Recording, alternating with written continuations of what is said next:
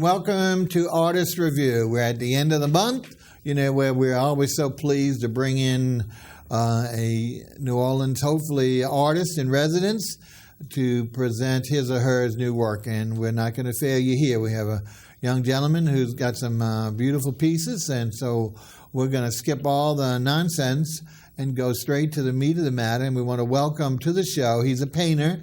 Welcome to the show, Jerome FORD. Welcome, Jerome. Okay. Are you doing all right? Yeah, I'm doing good. Okay. I forgot there for a second. Okay. Well, listen, let's talk about a little bit about yourself so people get to know you, because they always want to know the man behind the paint. We always love to ask whether or not you're from New Orleans or not. Yes, born and raised in the Lower Ninth Ward, back of town off Russia Blade, Rufinack Street. Wow.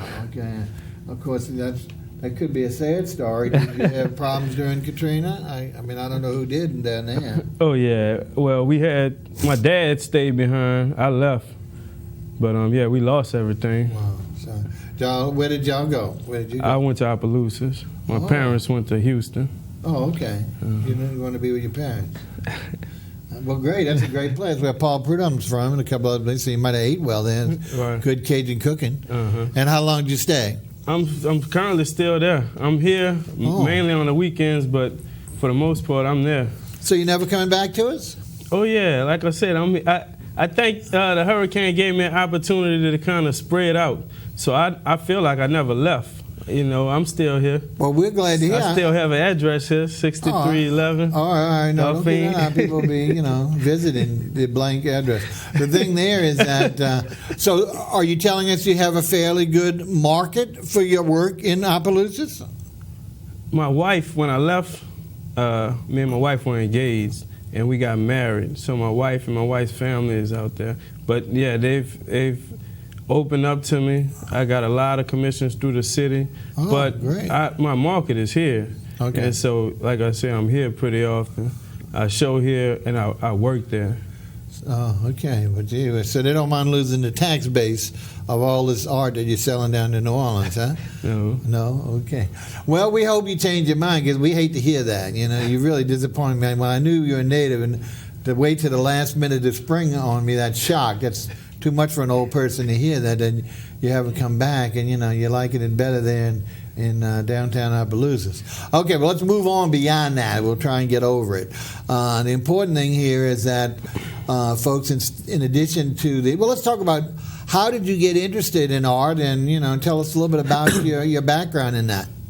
All right. My father is an artist. He's a sculptor. Oh, really? So, yes, as a child, me and my brother and my two sisters, we all would draw. And so he kind of instilled art in us at a young age. I'm the only one that kept with it. And I first picked up a brush in a talented art program at Capdo Junior High under Patricia Castro. Okay, wonderful. And from there, I went on to McDonald 35 and worked with Richard Thomas. And I went on to... Richard Thomas, great. Yes. I went on to LSU and got a bachelor in painting and drawing, BFA in painting and drawing, and a minor in printmaking. Wow. And from there, I've been teaching. Teaching? Yes. Where do you teach? I teach in the same program that I was in, the Talented Visual Arts program. So you're giving back. And now that's what we like to hear. Finally, he's doing something worthwhile in our city besides just taking all our money and run. The important thing here that you bring that up is your father still alive and sculpting? Yes, he's still alive, and he does decors.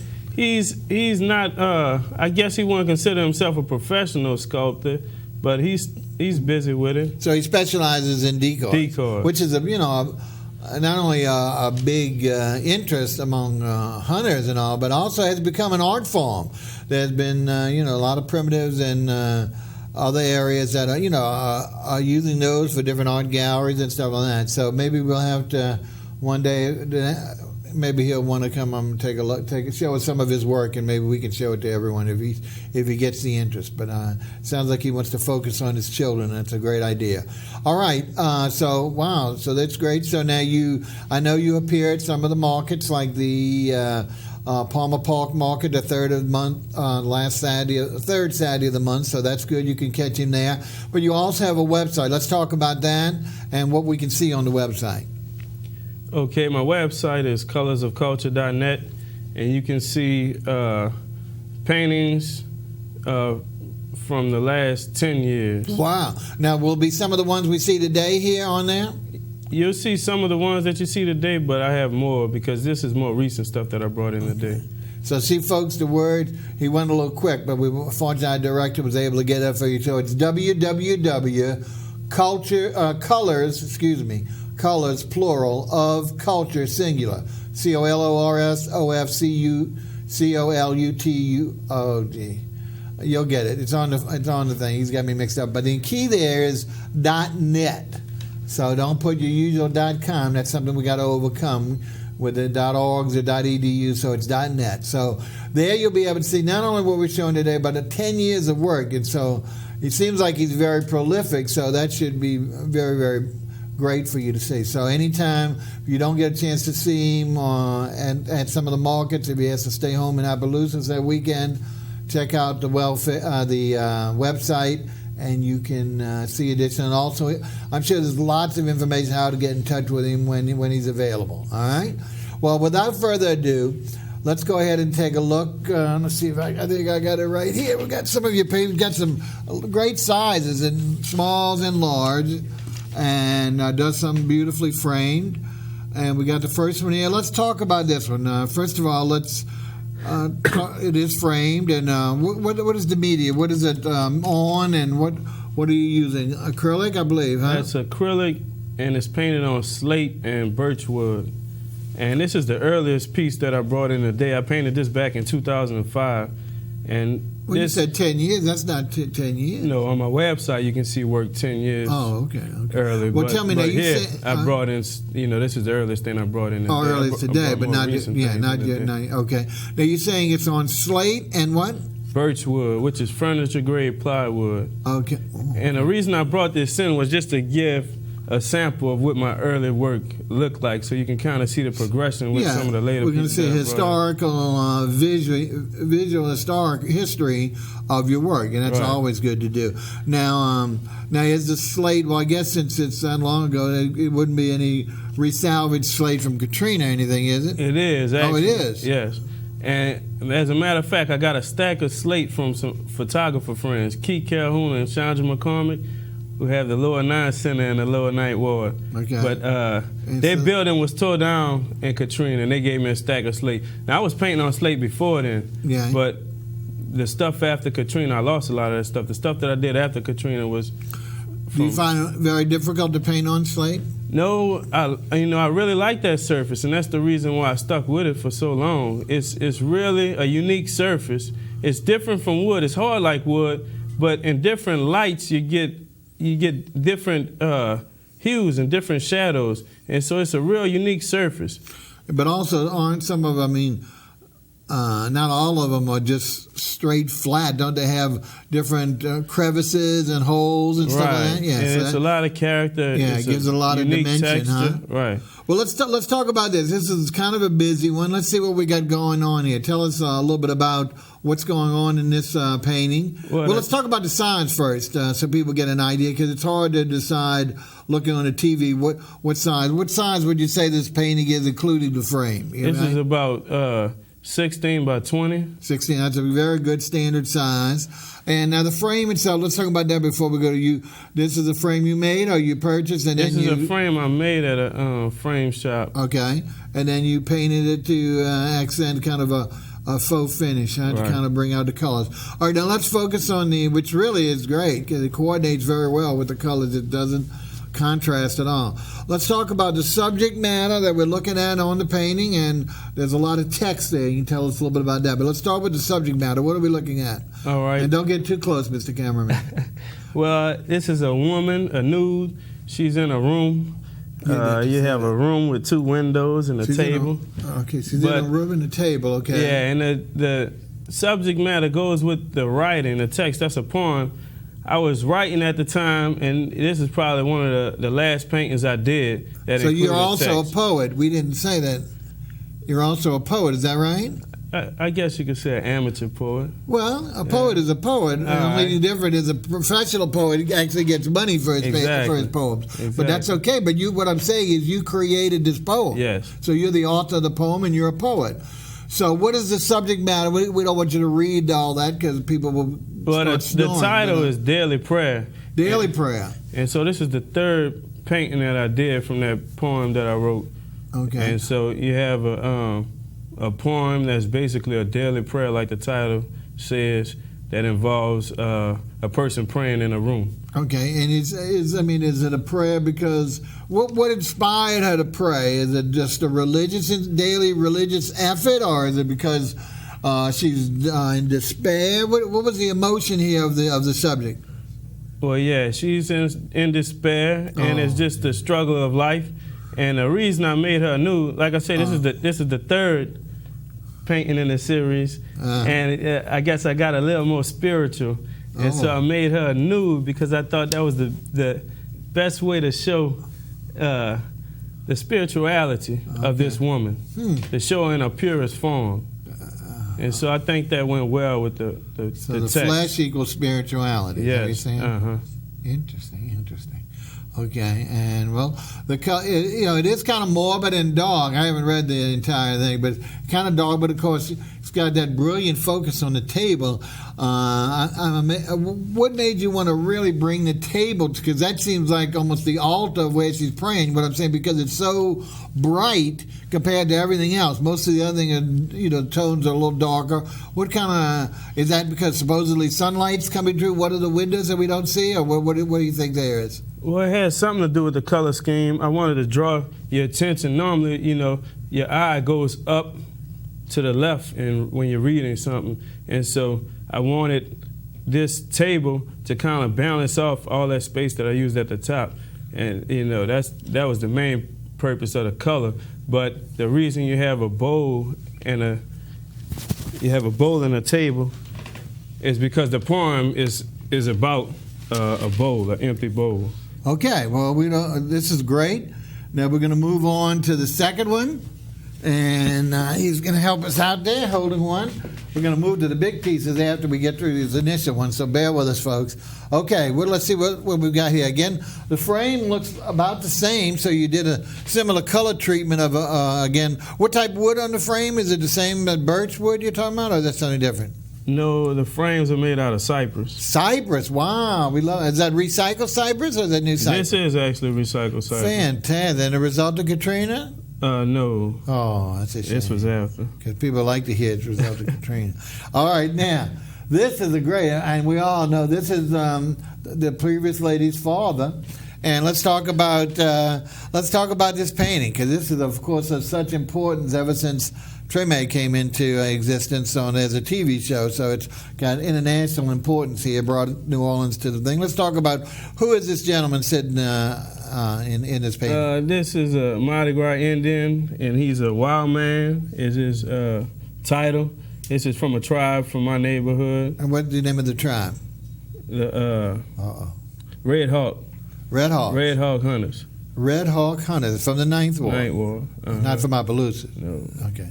Anyway, Red Hawk Hunters. Okay, that's good. And again, this is one that I painted back in 2006. So this is another oldie but goodie. It's an oldie but goodie, and the reason I brought it in was because this is when I first started to kind of use graffito, scratching into the paint, and using a Dremel tool and carving into the wood. Okay, let's take a little slow there, because whenever we use terminology or words that relate to your job, not everyone knows what that means. So let's. What was that word again? And let's tell us, what is that process? Sgraffito. Sgraffito. So that's like graffiti with an S. So what does that mean, sgraffito? Sgraffito is a technique in which the artist scratches away a layer to reveal a contrasting layer underneath. And so I used the Dremel tool to get that effect in some parts of this painting. And also I started using the slate as a relief.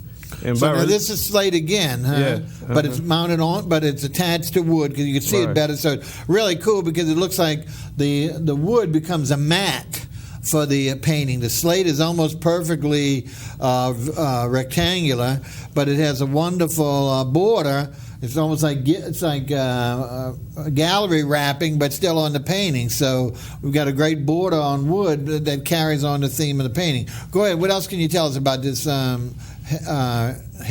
What is his name? Wild Man. Wild Man. Anything else? Well, I got the idea after going to a show that showed Haitian art. And in the Haitian art, they did a lot of bead work that was real similar to the Mardi Gras. Yeah, but not in Indian form, just the beads, right? Right. Yeah, because the technique was similar. Yeah, I've been to the Dominican Republic and saw the Haitian, beautiful work. Right. So, and that was local, you saw this, or somewhere else? This was in Opelousas. Oh, okay.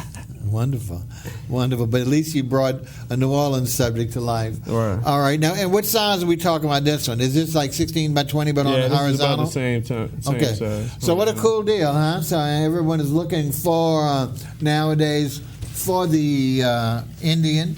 And he's got one from the 9th Ward, which, you don't always see. And he also... has bringing, but of course it's an old one, so it may not be available. Now, are you still doing it? If someone wanted another Indian, would you commission to do that? Of course. You take it. Oh, you do. You do take commission. Well, some people don't. I understand. But it's not your flavor right now of the moment. We'll see some of those as we get later on. Right. Now we're moving to a little larger piece, and I like this because we're much brighter. Those other two were beautiful, but they were very somber, I thought, even though the chief was very bright. But here we've got a great look, again, moving a little bit away from the dark paintings and especially emphasizing it with a beautiful coloration to the frame. So let's talk first of all about the topic here. What are we looking at here on this painting? Okay, you have, the title is Two Sisters. Okay. And you have two sisters plucking the feathers off a duck. And this is from a series that I started about 4 years ago called Soul Food. Soul Food. That's not the Two Sisters restaurant in here in New Orleans. That is some Opelousas, huh? Well, I know they don't pluck the chickens at Two Sisters in New Orleans. No. Okay. So, did you actually witness this, or this is just? This is just from your memory, just from my mind. From your mind, okay. Yeah, man. I work from photograph, but I didn't take a photograph of two women plucking chicken. You did? No. But did you have models for these ladies? I had models, right. Oh, yeah. Oh, good. That's great. Very, very attention, a lot of detail on the ladies' faces. And what an interesting idea. Now, what's the background? Tell us, is there anything besides color? Does that represent anything back there, those reds and the greens? Well, I usually start with a color composition, and the color composition doesn't have anything to do with the subject matter. I might decide that I want to paint a pink painting. With this painting, I wanted to use some orange and green. But I would start with a color composition, and then I lay down my composition with black and white. I just sketch it out on top of the color. Okay. Then I make them both work together. Well, heretofore, though, it seems like you fixated on this sets of blues backgrounds, huh? Right. You got a lot of blues in your backgrounds, but then so you're starting to mix some of the colors. Yeah. All right. And once again, folks, we're talking to Jerome Ford. He's bi-coastal, living in Opelousas during the week, so you can't get in touch with him there except through his website. Not that far. And but he does come to see us sometimes on the weekends, and not only shows here, but also at some of the other art markets. Now, this one, he's specializing in acrylic, and he's taking us through a chronological tour of his artwork post-Katrina. To the present day. Now, what size would you say? Let's talk a little about the frame, because I love the use of this lighter blue because it really brings out the blues more. The other ones coordinate so well that it just looks like an extension. By using the lighter blue, it really brings the background dynamics out of the blues that you're using in the background. So tell us, what is this frame of? That's heavy wood. All its frames are very heavy. Right, and that's a hard wood. I'm not sure what type of wood. That's a ready-made frame. All right. It's called Soul Food 4, I guess, huh? Yes. That's from the Soul Food series, and that's the 4th painting. The title is Two Sisters. But if you're looking close, you can see that this also has writing. And with the Soul Food series, I didn't use poetry, but I used recipes. I started with recipes. Really? And then, I went on to Indian chants.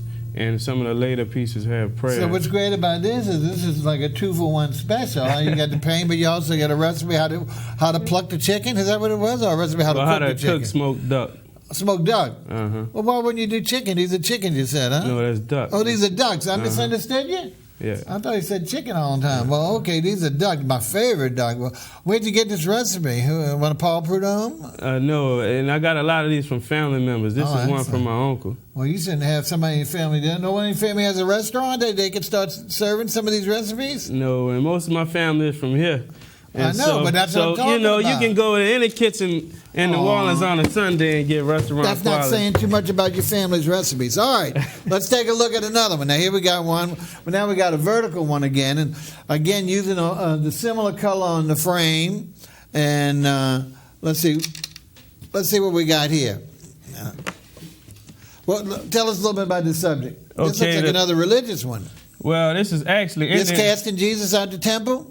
No, that's another Mardi Gras Indian. Oh, my Lord. What? That's without the suit. This is Indian practice. Indian. That's what it's called, Indian practice. This is the second one I did, so this is Indian practice 2. Okay. And instead of a recipe, that's an Indian, one of the more popular Indian chants. Where is this? See, I'm not, my bad eyes. I didn't see the recipe on the other one, and I don't see the chant on this one. Well, this is slate in the middle. Oh, is this on slate? Birchwood, and then I kind of highlighted the corners of the paper. In the middle of the slate is a piece of archival paper. Uh-huh. And that's where the chant is? Yes. The so chant it's not is visible. Right. Huh?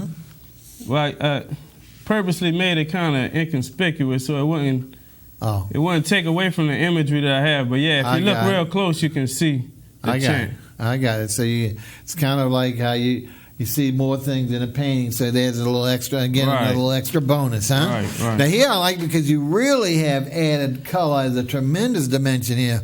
Before the other ones, you've kind of been very narrow in your color selections. You know, here you've gone hog wild with the purples, the lavenders, the reds. Now, this gentleman here is playing the tambourine. Is that what he's going here? Uh-huh. And then the chief is just getting ready, but he hasn't costumed yet. So this is like a preparation party, or what happens at this function? Do you know? Well, they usually practice in the neighborhood ballroom. Okay. And so this will be a ballroom scene where they're practicing their chants. I got it. I'm sure anyone who's seen Treme will have seen how they've done that in their situation. So that's exactly very true to form. All right. Now this is a larger painting. Again, can you give us an overall? What do you think the size is? The painting itself is 18 by 24. Okay. So you have about a 22 by 28 with the frame. What's really good about both these, not only, again, the light blue, I think really does justice to your work as opposed to the coordinated blues of the first two with regard to bringing out so many colors that you wouldn't see, I think, if you had the darker frame. But also you've chosen frames that are concave and curved, so they really add another dimension. So your eyes drift from the frame directly to the center of the painting as opposed to going off to the sides and perimeter. So again, and this is about how old is this one? This is as old as 2000? This is about 2008, so about 4 years ago. Okay. All right. Well, these are a nice little look, but we're going to move on, and we're moving to the other side of the studio. Again, we're talking to Jerome Ford. He's a part-time New Orleanian. We hate to hear that, but that's the truth of the matter. He's Opelousas' new son. He's doing, but he's getting a lot of inspiration and a lot of support from Opelousas. So we're really glad to hear that. Let's see what else we got going here. So we're looking at his work from 2006 or 7 to the present, and they seem to start to get larger and larger as we go. And in the end, you'll see these monumental pieces, which, of course, are always my favorites, and I'll give my usual spiel about oversized work once we get to that. I think we're ready for the next painting. Let's see if, Jerome, can you tell us a little bit about this one? Again, we got a lot of use of blue. And again, this is from the Soul Food series. This is towards the end of that series. The title of this one is Betcha I Could Beat You. Betcha I Could Beat You. Betcha I Could Beat You. And so it's two girls in the middle of the street about to race, but they're about to race? Right. Okay. And so the text for this one we have text on this one too? Yes. Where's that at? You can kind of see the paper is distressed on the edges. you can kind of see that white border. That little trim like right. The erratic so border. on the paper is the writing. Now, is this on slate again, or is this on all wood? This is the slate is in the middle of the birch wood. In the middle of the wood again is right. Great. How do you adhere the slate to the wood? Let me just ask that technical question before we go more on this painting. How does it stay together without breaking it? Well, that's a trade secret. Yeah. Well, I can share that. I use an adhesive. Okay. And so. Well, that's what I'm saying. Yeah. Right. So just some type of adhesive will hold it together, so it doesn't fall out, and then you paint on top. Okay. Now let's talk a little bit more about this. So these two girls are getting ready to race, and right. of course, again, I start with my color scheme first, and so with this one, I lay down my color. And I want and that would be the yellow part? Everything. Everything, okay. I lay down color first, then I put the image on top, and I make them work together. It's amazing how you can put the color down and create the image out of it. Huh? Right. As opposed to having the image first and then coloring in. Uh-huh. Well, that's very, very interesting, folks. I hope you understood that. That seems like, how would you know to precisely know the exact amount of the color? Because if you had too much, then of course the figure would be small and there'd be all that overlap on the side. So anyway, I guess you got to be an artist to be able to come up with those kind of concepts. All right, so this is Betcha I Can Beat You. And what size? Now we're going into the frame here is not the same as the baby blues we've seen on the last two, but it's not as dark as the frame. It's kind of, again, it's a matte finish. First of all, not only darker, but they were also a high gloss, which added to another dimension to the painting. These are matte finish, and it's kind of dull and flat, but it's kind of a medium blue. But once again, head on for regard to the blue shirts or t-shirts or whatever it is the girls are wearing. Okay, do you know which one of these ladies won the race? No, and again, I use models, so that's my two daughters. Oh, you have two children? I have 5 actually. 5 actually. Wow, you want to, before we move on, how old are these young ladies? They're 9. Then or now? Now. Now?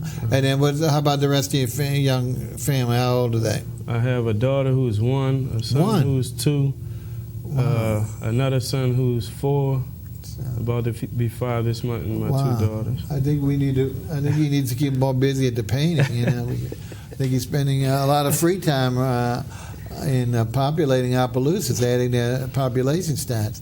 Okay, let's take a look at another one. And again, we've got about 2 more before we start getting to much larger sizes. Let's see if we can. This again is going to kind of. We're not with the blue again. We've moved into another shade, which is good, but still kind of in the darker shades. Let's talk about, first of all, what is it? Who is this? I think it's a gentleman. Who is this person? Can you tell us? Not to give it his name, but in relation to what this piece of work is. Well, again, this is towards the end of my Soul Food series. Oh my goodness, that must have went on for several years, huh? It did. Okay. I painted about 15 pieces. The ones I brought in are the ones that I didn't sell, the ones I still have. Yeah, okay. And this title is Zydeco Sans Pas Soleil, which means... because not all of us speak that. So right, no salt meat for the green beans. Which is kind of like a definition for Zydeco Blues. No salt meat for the green beans. Right. Excellent. It's like gumbo's there. Okay, now, and what is the gentleman doing in there? You have a lady who's crouched over a pot, snapping beans. You have a boy in front of her playing the spoons and a water spoon. So the one in the red is a lady? Did I insult that person? I think you did. Okay. Well, again, I tell you I have bad eyes. So I do apologize, folks. So the lady's snapping the beans. She's got a young admirer. And what's that over on the left side? The left side of where all the blues are, right there. What's that? You have a gentleman crouched up next to the house playing an accordion. So this is, of course, inspired by Opelousas culture. Oh, so this is Opelousas culture. Wow. Okay, and again, I like the use of the greens. First time he's brought in a nice shades of greens. And just a great idea. Now, what size are we talking about here? And what about the frame? Let's see, the frame looks dark from here, so I can't see what's the frame. Let's see if they can get us a little closer. What do we got going on the frame-wise? What color are we doing there? It's a real deep blue. Deep blue? Yes, Wow. and all of the paintings in these series were painted on birchwood with slate. Slate on birchwood, and then archival paper on a slate. They all measure 18 by 24. Some of them are Then we have another recipe for beans here. What? Yes, that's a recipe for snap beans. For snap beans. Excellent. Excellent. Well, the only thing missing is the restaurant. Okay, now we got a real departure. Speaking of green, it was that we're going to a vivid green frame, so that's going to really add a new dimension, pulling away from the blues. He must love blue because it's definitely been in presence, significant presence in all the paintings. But let's see if we can get this green one here, folks. So this will wow your socks off. Let's see, what are we talking about here from a topic? What we got going on here? This is the Green Man. The Green Man. The Green Man. Not Mr. Green Jeans. This is the Green Man. No, this is the Green Man. And it's not the Hulk, and it's not the Haunted. No, and you can find the Green Man in the Lower Ninth Ward at the St. Kofa Market, Farmers Market. Farmers Market. The Green Man is there today? Yes. He's there once a month. They have an art market the last Saturday. So he comes to every market with his greens. Uh-huh.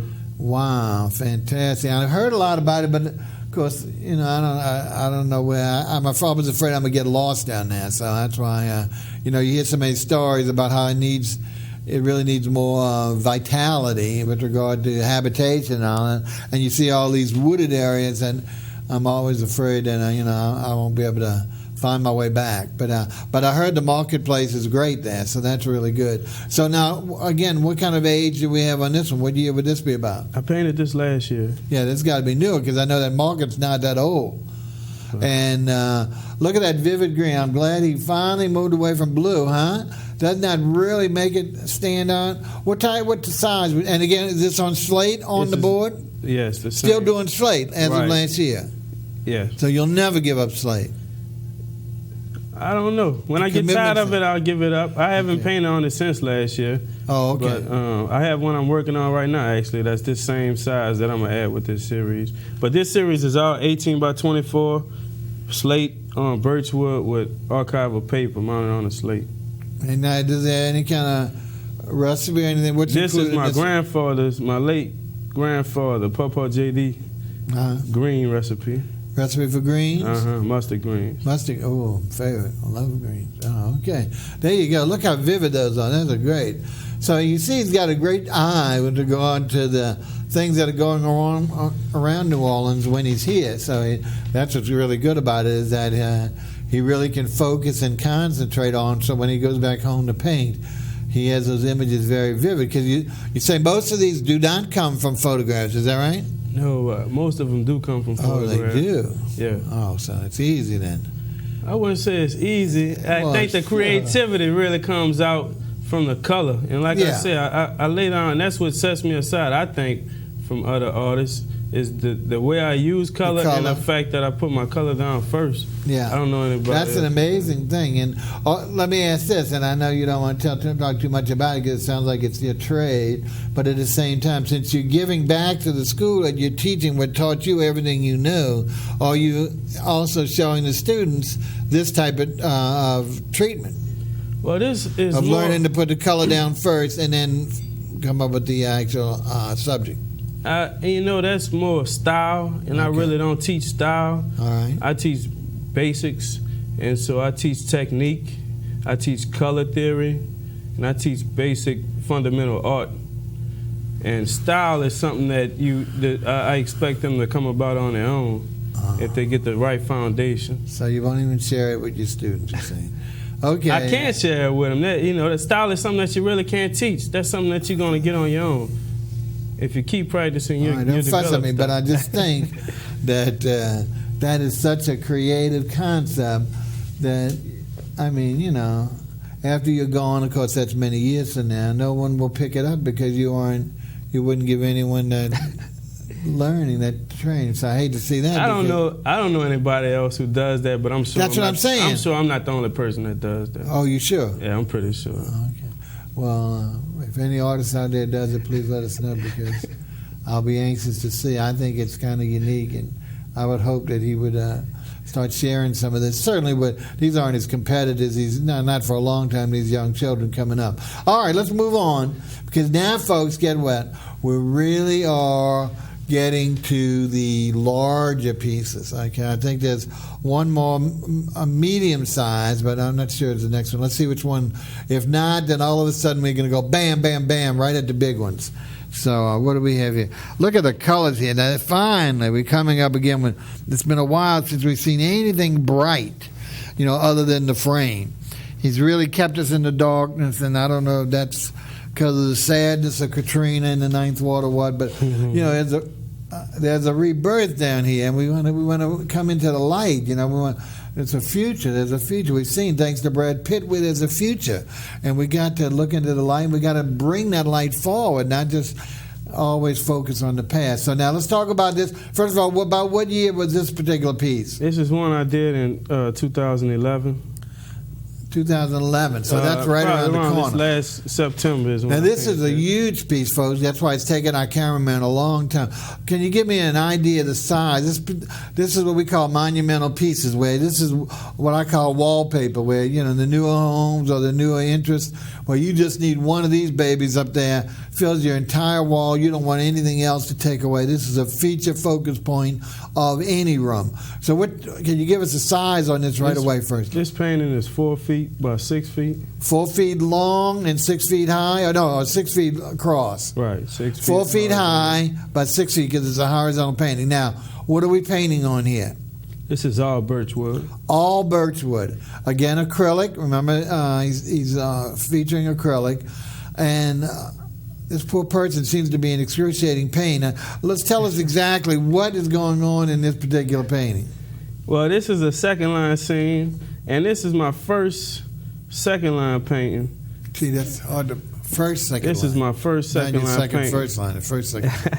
My first second line painting, and I went to a second line with some photographer friends. Okay, of course. And took a few pictures, and it had been a while since I've been to one, and so I never painted a second line scene because it was so familiar to me. It was almost cliche, so I wasn't really interested in painting that before. But I've been gone so long that going to that second line was like medicine, and so I wanted to paint it. And so this is one of several of my latest paintings. Yeah, well, this one is great, folks. Because let's see, have we gone all around it, gentlemen? It seems like we're focusing strictly on the main character there. What else we got going on in the scene? Well, you also have text. Lord, the title is "Love Lifted Me." Love lifted me or lifted me? Love lifted me. Oh, it sounds like Whitney Houston. Somebody sounding in it. Anyway, go ahead. Tell us what kind of text. Is this more of your poetry? No, I don't know if you can make it out, but if you look. Just tell us about where in relation to the... You can see the word love highlighted across the painting going horizontal. Okay. You see he's painting in on the E right now, which you can see part of the blue at the top, bell of the tuba is the top of the E. Okay, above that is where the word love is? Well, that's the E in love. Love is actually going across the painting. So he's making out the top of the E. I see the big it's the large E. Runs the entire line. So that's the V he's on now. That's the O. Oh, cool. Yes. So and somewhere V, O, and L is somewhere to the left of that. Right. All right. Now, and is that all the text that's in this painting? That's all the text that's in this painting. All right. And what else do we have on the left side? We've kind of focused on the right side. Let's get over to the left side. Is there anything more on there that we're missing? Right near the perimeter. What's that down? What's that little blue down on the left side there? What is that? Well, that figure holding the umbrella, the umbrella man is in relief. Mm-hmm. And I didn't work on slate with these, but I love the fact that slate kind of adds a relief element. It's raised, and so with this I'm kind of experimenting with raising the wood. And so this wood is raised. Because you obviously would not have a large piece of slate, you'd have to put multiple pieces of slate because of the size of this piece. Instead, you have different sizes of wood, or is it naturally formed wood that's different sizes? That's one piece of wood that's been raised in one area. So there's a relief element towards the left. The man holding the umbrella man is in relief. Let's take a look at the umbrella man. Everything else is pretty flat. But he's kind of popping out. He's popping out. So, and again, you're saying so his is more recessed. The part of his wood is not as prominent as the other wood. Everything else is recessed. He's coming out. Just the opposite. he's the 3D element and they're recessed, Exactly. huh? Isn't that interesting? And he's called Umbrella Man. Very creative. All right, and the name once again on this painting? This is Love Lifted Me, which is a church hymn. And, this is a funeral. And usually with second line funerals, they sing church hymns before they bury the body. Yeah. After the body is way back is when they celebrate and do the jazz. After they put the body in the ground. Yeah. Yeah, towards the repast. That's when they do the jazz. All right, so really good. Folks, we're talking to the painter by the name of Jerome FORD. Very easy to remember.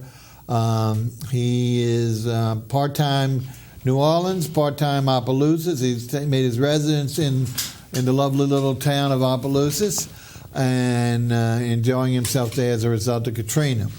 Now, again, let me give you his website in case he's here, usually for the third Saturday marketplaces. And as he said, I guess he goes sometimes down to the Greens Market down in Chalmette. I mean, not Chalmette, in 9th Ward, so he gets some of these models that he's doing his work on. But his website is www.colors, plural, of culture, all one word, .net, N-E-T. So you can see everything we're showing you today. In case you missed the show, you can tell your friends, go log on. But also, whether you've seen it or not, you can go on and see some more of his work. So hopefully, we're getting more, like I said, we're getting closer and closer to 2011, so can't be much closer to the day. But we are looking at much larger pieces, and we're going to go ahead and move to the next one, which is another large, a little smaller than what we just looked at, but still a beautiful piece. Let's go ahead and zero in, and of course we've got some jazz musicians here. I'm sure this is from Opelousas. Tell us about these gentlemen. Opelousas had its first second line last year. Thanks to you? No, thanks to a reverend who passed, who was originally from New Orleans. But I mean, who came on with? But who would know to do the second line? I think that was one of his wishes. Okay. And so his church granted his wish and gave him a second line. So did they have to come down here to learn how to do it, or did they? There's actually one jazz band up there. One? They got a whole one? Yeah, they have one. They come down here pretty often. Great. But that's that band in the front, and some of these pictures are from a second line that I went to down here. So it's not just one picture that I work with. So this is a compilation of second line. Every painting that I do is a combination of pictures. It's not just one photo that I paint. I combine several photos, and so this probably took about 6 or 7 photos. And the houses in the background are from down here. That's New Orleans houses in the background. But some of the people in the front, you can go to Opelousas and they'll point people out. There's a little, there's a, you can see back there in the back, folks. What size are we talking about here in relation to the other one? It's a little smaller than the other one. This is actually the same size. This is 4 feet by 6 feet. There you go, folks. Well, the problem is I'm only seeing part of it because it's in the other part of the studio and I can't see to the edge because it's blocked by some of our fabulous technical equipment here. But now that I lean over, way over, I can see that it's a full size. So that's, again, we're talking about like 6 feet long and 4 feet high. Right. And what else is over there to the right? Anything? You have the Umbrella Man. He's kind of bent over in this painting, but he's in relief again. Okay. So he's so this wood also has a different level? Right. Wow. So now you're not doing anything to the wood to create that, or you're planing it or something, or what? Oh yeah, I'm creating that relief. Oh, you see, I asked you last time. I thought you didn't say, so I thought it was natural. I don't know how you can get all these. That figure, that entire figure is in relief. Okay. So he's cut out and carved. It's modeling. So you're like planing the wood. If you don't want to tell us your trade secret. Well, it's modeling and carving, not planing. No, that figure has been carved and modeled. Okay. Now, if you put your hand on this wood and would you be able to trace the figure of the gentleman, or would you just? Yeah, you'd be able to feel him. So it's almost like a 3D model. A quarter inch coming out. So it's almost like a 3D model. Right. Right? Uh-huh. But you don't want to call it that. Well, the correct term is relief. It's relief. Well, sure, we know that. But I'm just saying, but it's almost like, okay, I know you don't want to use my terminology. All right, now and those are houses all the way across the back? Right, and then you can see the word love written across this one. I know, but they got love up there again? Yeah, you can see the L. He's panning into the L right Oh, right now. there. I see it. Starts right there. The L, O is in orange. Right. But the whole word love is in there. Right. The V. Okay. All right. And this was done in Opelousas predominantly, but with New Orleans background in the spurs, so that way it looked more authentic, since most people don't think of Opelousas as having a second line. But it was the first one, and it was 2011, right? This is the second one. Second one. Right. And, my work kind of tells my personal story. Oh. And so it wasn't to make it authentic. That's me. I'm from New Orleans. I am New Orleans. And I wanted to show me. So you have Opelousas people, but yeah, that's why I put New Orleans in there. I could have very well put Opelousas in there, but it wouldn't be me if it was just Opelousas. And when I hate to ask this because I'm sure you'll get upset, but what I understand is, since you have a market, I mean, obviously New Orleans paintings are going to sell anywhere. I mean, I don't mean in every place, but in a lot of places because it's so well known. And I'm saying, but I'm surprised you're not doing any Opelousas market-related stuff, not necessarily selling New Orleans, but to market to the people of the city, because everyone is proud of their city, whether it's an urban or rural area, and they love to see landmarks and things they can identify with. So have you ever thought of just doing truly an Opelousas piece, That's a very good question. And well, that's why I do the interview. Right. But I've gotten several commissions in Opelousas, and just about everything that I've done in there has been commissioned. And so I've done about 7 or 8 commissions since I've been in it. They're all Opelousas, but they're not something I can carry around. I did a mural. I did several sculptures. But yeah, and these paintings were done for a show here. I understand. Yeah. But what I'm saying, would it be nice? And it'll also cut down on the growth of the family. But wouldn't it be nice to spend more time and do a whole series on Opelousas per se?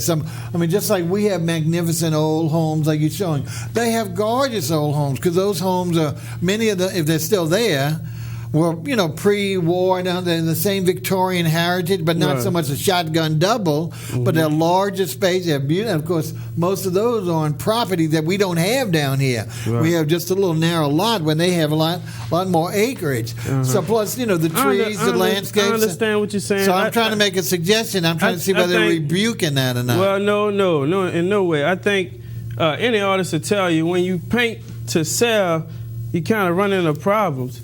And so one of the reasons I paint what I feel, and I feel I'm so successful at painting, is because I'm painting really what I want to paint.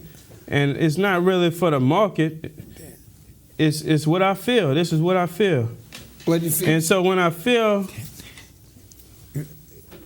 I really feel that market, which you're suggesting, it'll come out, but I haven't been feeling it as of lately.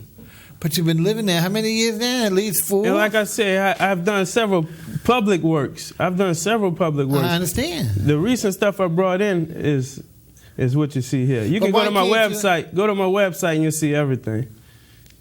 So I have several things from Opelousas. Several things. I just don't understand why you can't insert your person in Opelousas. You've chosen that city to live there. It's part of your personality. If I move to China, I'm from Ninth Ward, New Orleans.